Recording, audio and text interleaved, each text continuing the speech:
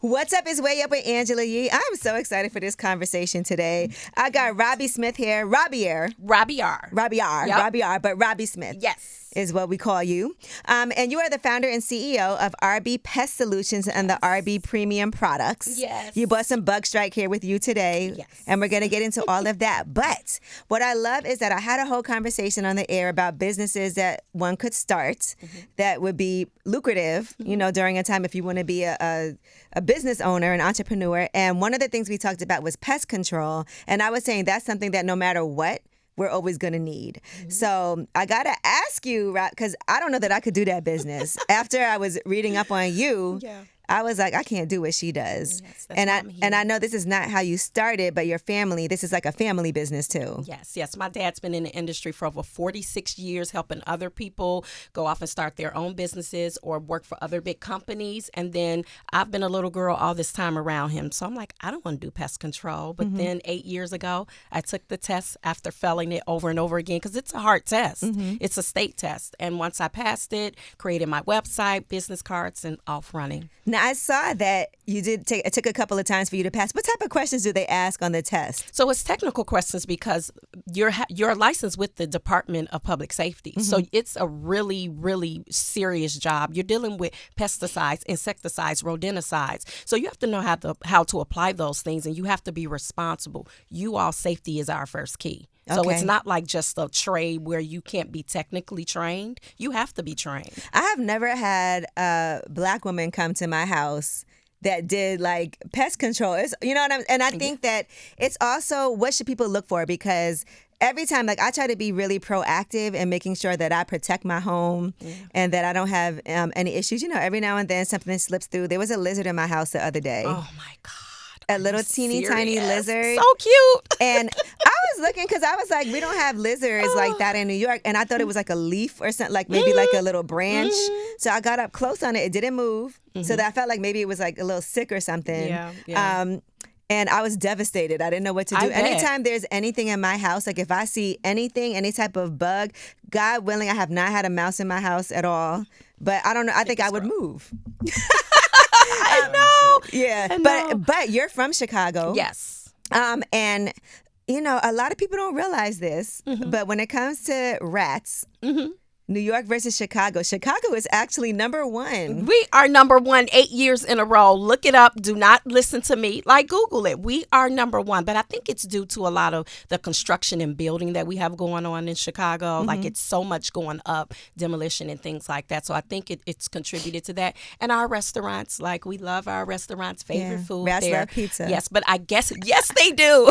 But I assume because the way you all dispose your garbage, people say that New York is the rattiest. And it is. You all have your fair share of rats, but come on a couple rat jobs with me. You'll see what I'm talking about. Yeah, Chella and my friend Chella, argue about this all the time because she's like, gee, I don't be seeing no rats running around like I do in New York. Because I think in New York, garbage pickup day, and I want to say it's gotten better because what's random is that our Eric Adams, as the mayor, actually implemented us having to use bins for garbage. We never had that before. Nice. So we used to just throw our trash on the street like in a bag, and you would see the bags moving.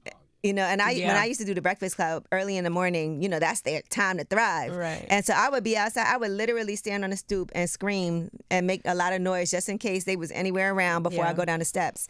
But now it's so much better. Like I don't see them as much. Good. But yeah. So I think that was part of what it was. Yeah, pest control companies, we have to partner with the state to see what you all are doing, well, in terms of government, and just see what, you know, they're out here doing, just so we can help implement safety precautions in the state. So that's why we're essential. We're an essential business, a trade. You can't open up a restaurant, do a real estate deal, anything without pest control finalizing that deal. So that's why it's so important I bring awareness to this trade, because people go off to college or they think about everything else but pest control. We were working during COVID. We didn't have any And days. you needed to. Yes.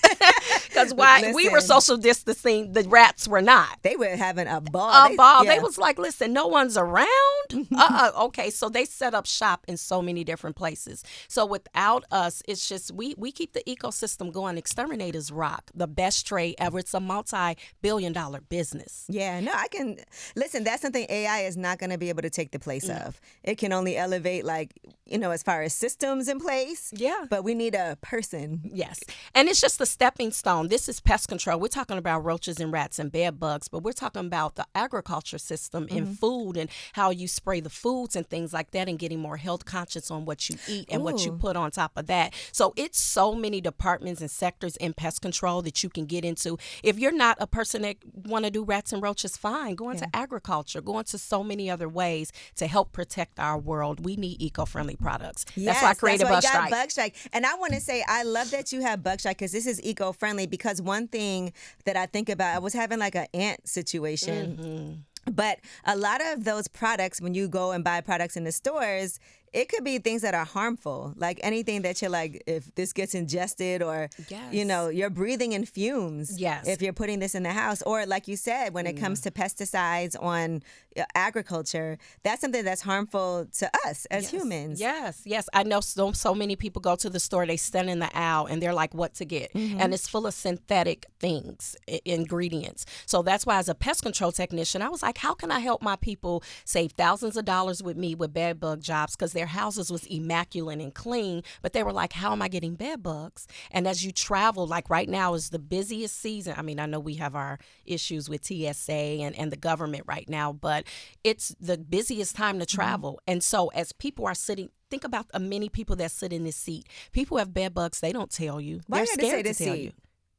Robbie, why? Come on, we don't get. Because I want to be your I'm trying to be your personal exterminator, Angela. I love spray this Bug Strike. I need you to keep it so you can spray, or like barbecues when you have company over. The first thing you tell people is go put your coat in the guest room. Right. Things like that we have to be aware You're of. right. And then you look up and you're like, how did this bug get in my house? And then it infested, and at that point, it's thousands of dollars. When I created a solution for $11.99 that you spray, go on your vacation with your bae, spray the bed, the mattress, all those good things, and it helps protect and prevent bed bugs while you're traveling to and from. And you did a deal with Home Depot for this. Yes. Talk to me about how that even came about. I thought it was a prank. They reached out to me, and I'm like, okay, Home Depot, and they was like, yes, we see the things that you're doing. And at that time, I didn't want to put the product out in stores. I just wanted to see what the public would do. And when I put it out from there, they reached out. Shark Tank reached out. Wow. Yes. And we were just like, okay, I think we're on to something. So this is just the first of many products coming out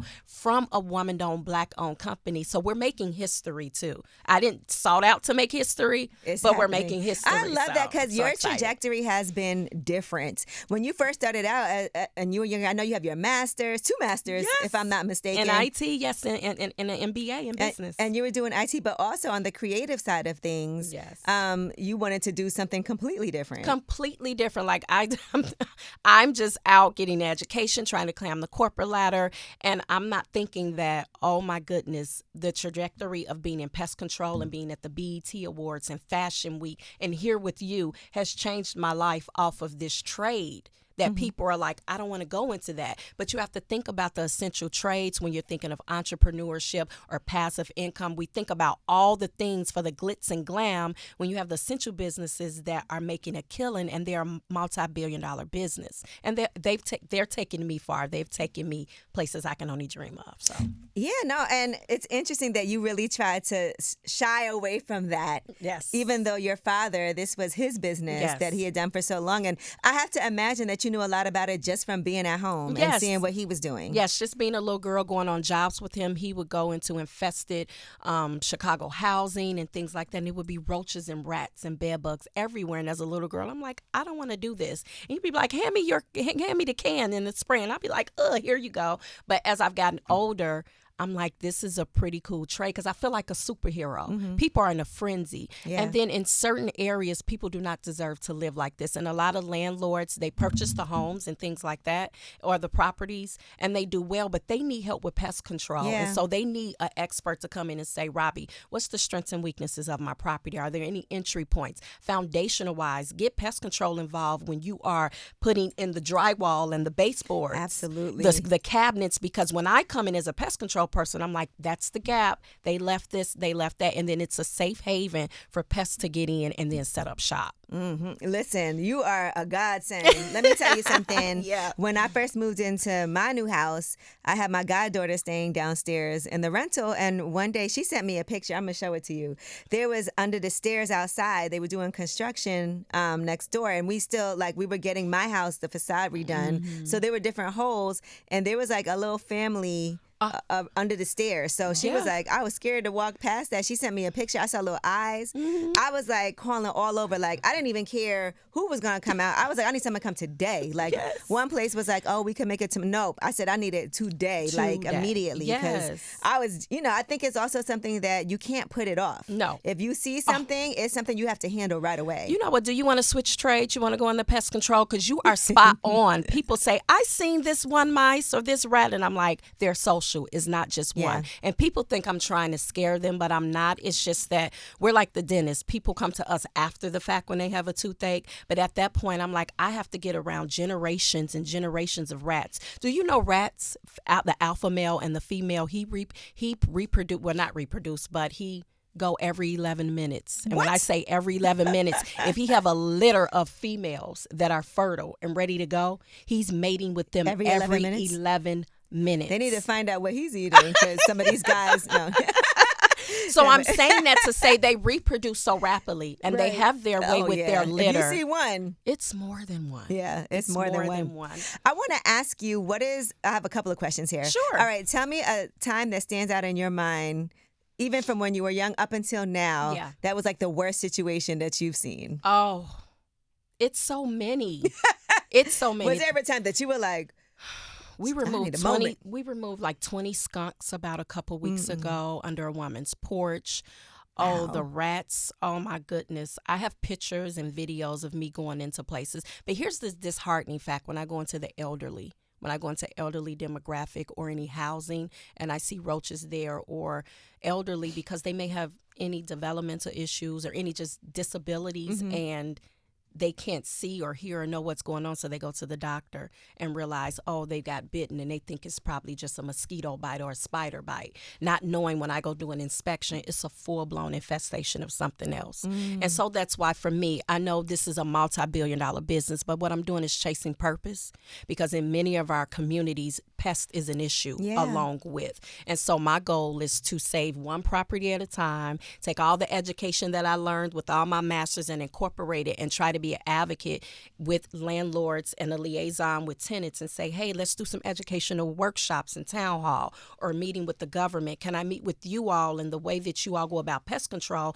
Get an expert on the team that can help you with the city's issue with pest control, because it is a hazard when you have roaches in it. They carry viruses and things like that. So for me, it's disheartening when I go into situations where I feel like I'm trying to save the day. I'm trying to get rid of, because little children, elderly, no one deserves to live in an infested place. So that's where it tugs at my heart. What else is tough is that I know there's people that live in, like, say, a building where you can keep your space as clean as possible. Oh, my God. But if your neighbors, the person upstairs, the person that, if they aren't doing that, honestly, I don't even know how you can manage to deal with that and keep your place free from from pests. And a lot of investors and landlords, they are out, being the best investor and landlord they can be. So when you run up on so many properties, you can't be the eyes of your properties. But if you have pest control there on a monthly basis, we give you the reports. We're the eyes and ears of the property. We're the liaison between you two, saying, hey, residents, this is what you need to do on your end. Okay, investor, landlord, this is what's happening at your property. You haven't been there over 3-4 months, but I have. I know your tenants. They know me. We've created a rapport. So it's a great marriage, but it's just that, unfortunately, people are not understanding the essential part and having it on a monthly basis. They call when it's an issue. And that's not how you tackle pest control. Get those holes plugged up. Yes. If you see some little droppings, whatever it is, make sure you take care of it. Yes. If you had to give somebody, because we're talking about like starting a business, like we said, that's been lucrative and it's a multi-billion-dollar business. Yes. If somebody's like, okay, now that I see Robbie Smith up here, I never thought about doing something like this before, but maybe I would. How would somebody get started? Well, first and foremost, here's the thing. Go to your state site and look at all the RFPs, requests for proposals there, and get an idea of what trades are out there, whether it's janitorial, it's pest control, it's window, it's all types of things there. And then you'll see that it's multi-million-dollar contracts sitting there set aside for WBE, MBE, DBE, this disadvantaged minority business, women businesses. And those contracts are specifically for us, set aside for us. And then once you look at those contracts, you can see if you're good at cleaning and you clean well, open up a cleaning company or things like that, and go to that site and apply for your certifications to get a contract with the state. So that way you can go ahead and you can help with the state's issue with whatever essential businesses that is. So I would recommend starting there, get familiar with the request for proposal. Those contracts are set aside for people that look like us, but if no one's talking about it, then we're just like, oh, we're going to open up this and that, and we're letting the essential businesses just go to other people when the contracts are not set aside for them. It's set aside for people who look like us.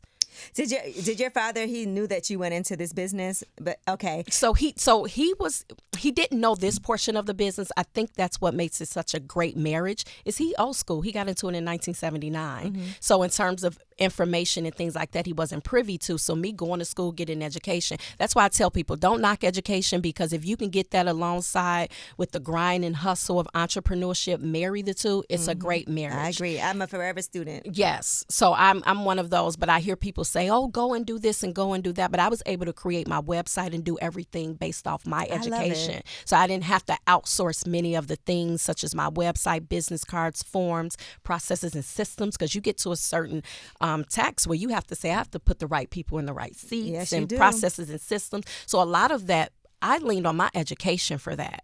And so I was able to take my dad's old school, and it was certain things that he couldn't take me in a boardroom and bid for a multi-million-dollar contract. He couldn't help me with that. I had to get familiar with that. And even to this day, we're still fighting for a name, because we show up and people are like, where your team at? You're getting rid of these bed bugs? And I'm like, come on, I'm 145, but you come with me, you're 245, and you running from the rats. Right. So, so it's just about constantly having to prove ourselves, and we've made a name for ourselves. So I'm excited about it. I wish you were in New York. I would be. I know. I'm coming. I'm coming. So you are helping other people also, and you're going to also expand the business. I am coming. We are looking to expand, and that's why we're here this week for the Black Girls Rock premiere. That's right. Yes, and so they're highlighting our series that we're putting out, and so we have the service space, the retail, and now the reality series that's coming out. So we're excited to highlight this amazing field that people just don't want to get into. But when they're seeing us, they're like, you know what? I think I can do it because those people look like me. So this is Black Girls Rock in the Urban World Film Festival. Yes. Tell me about the series, the reality show. Oh, my goodness. So every time we're out and I'm doing a job, people are so in awe that I'm actually doing the work. And they like, hey, have you ever thought of a reality show? And we're like, we think we can do something like that. And so the only thing is that the customers are not comfortable with people being in their homes and things like that. Right. But sometimes they're embarrassed too, probably. They're embarrassed. Yeah. And the thing about pest control is not something to be embarrassed about, because it's not always about sanitation. Roaches, like you said, if it's a unit in a building, you can infest the entire building because you're trying to treat it yourself. I go in and see Raid and things like that. Shout out to Raid, like Raid. But Bug Strike is here, period. Bug Strike is here, and we're here, and we're eco-friendly, and we're here to stay. And, and they're self-treating. And it's like, no, you need an expert there. So, but they'll damage the entire building just off of one unit. And listen, one time on my roof, I could hear like little scuffling on my roof. And I was like, what is that? And I think maybe because I ended up seeing a raccoon next door. Yeah. And, in certain situations like that, because they'll like scratch and they could potentially like, I saw, because then I started looking online, I go down my rabbit hole and I saw like a little raccoon just kind of like digging, and then the roof ended up like getting holes in it. And then you don't want to, like I said, you don't want to wait. If something happens, deal with it like immediately right away. You do not want to wait. It is so important. They use environmental things around them to sharpen their teeth, their hands, and things like that. And rats are blind. Their eyes are on the side. That's why they use the baseboards and walls to travel to and from. Their fur, their tail. They use everything around them to survive. Right. Yeah. So I'm not feeling it. But that's why I appreciate you. Yes, that's what I'm here for. So you ended up doing the show. How do you feel? Like, I feel so excited about it because, again, I get a chance to highlight, especially with my family. We are third generation pest control. My daughters are helping me run the companies. It's 2 companies, and my dad is still here with me and husband. So it's a family business. We get a chance to highlight it. We have now we're in the real estate and investing. So now we get a chance to, buy the buildings and all that stuff and actually keep them pest free. And it's important because I got kicked out of my apartment starting this business. Wow. The landlord found out that I was running the business weeks after in my living room and was like, it's against your lease, and kicked me out. Are you kidding me? Yes. It's not like nobody was coming there. It's just you sitting from home. I know. And it wasn't like I was That's receiving wild. any type of city things, and literally gave me 2 weeks to get out. Wow, that's now, awful. Here's the funny part. I had to make a decision because it was like, what am I going to do? My children stay, steps away from high school. And 8 years later, we are the fastest growing pest control company owned by a woman, and she's a client now. So What? I get a chance. Yes, she called the company not knowing I was the owner. And we were like, oh, my God, this is her. And I went in for the meeting, and she was like, oh, my God. We sat across from each other. And, yeah, she's a customer. Did she apologize for that time? Oh, she did. But it was really quick don't and give her no brief. discount. No discount. But at this point, I don't have to deal with her. I have a team that she can talk to and deal with them. She don't have to deal with me. All right. Well, listen, I know you have a lot going on this week, but congratulations on everything. RB Pest Solutions and the RB Premium Products. Get your bug strike. I can't wait to see what other products you're coming with, but I think eco-friendly is one of the most important things. Don't be having things that are harmful to your health in your home, spraying things. You're breathing in these fumes. Yes. So just... I know. I have so much, and all of it is eco-friendly. My peppermint oil, it sells out in Chicago. I actually had them plant peppermint like around my house just because I felt like it was a good way. I know they say lavender, peppermint, eucalyptus. You are in my ingredients for my next. I'm going to ship you some. You're going to love it. And I like how it smells. That's what I like about it too. Is that these are natural ways to prevent, mice, rats, and all of that. They don't like those strong smells. Listen, trust me, I try to do everything that I can to be like, I care about the ingredients in the product when it comes to my food, when it comes to anything that we're going to have. Yeah. So literally I have like peppermint leaves all planted like around the front of my house and in the backyard. Oh, see, you're good. Yeah. You're going to love this next product. Since. Oh, I'm going to send it to you. You're going to be like, Robbie, this smells so good. And it sells out in Chicago. It's not in stores yet, but people, if you contact, RB Pest Solutions and Premium Products, you can come in and we'll ship it to you. Okay. I love this. The hustle mixed with the education. Yes, with family. Mixed with the family, mixed with the TV show. Yeah, and the money. Let's get to the money. Let's get to the money.